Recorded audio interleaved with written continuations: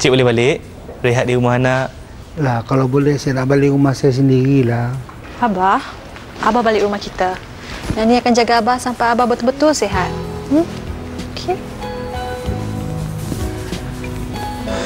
Tak boleh ke dia tahan Abah sampai lepas raya? Dah tanya dah, tapi kata tak ada ya. Aku ingin pulang. Berapa lama nak bela Abang ni? Sampai dia baiklah bang. Penyakit ni bukan boleh baik pun. Habis tu nak buat macam mana lagi?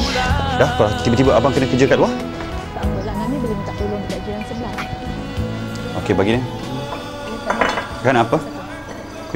Kurma. Panas sangat ke kopi tu? Taklah, tangan Abah kan tergetar-getar. Kakak, ambilkan Mama penyapu dengan kain. Beli kapet baru raya ni.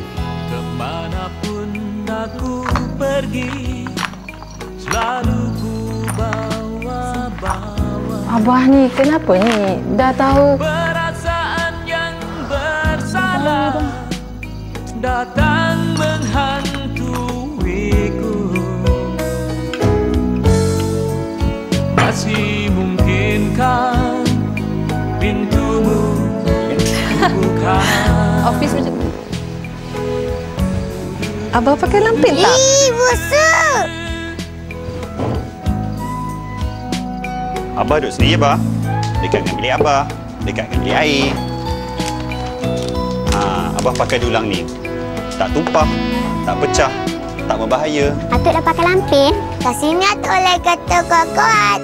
Lihatlah, aku terkapar dan luka. Dengarkanlah jeritan dari dalam jiwa. Aku ingin pulang. Tadi nak bagi apa tadi? Cendawan? Boleh. Main apa tu? Nanti bila kakak besar, Abah dengan Mak duduk sini. Kakak dengan adik duduk dalam rumah. Abah jangan lupa pakai lampin tau. Lihatlah, aku terkapar dan luka. Dengarkanlah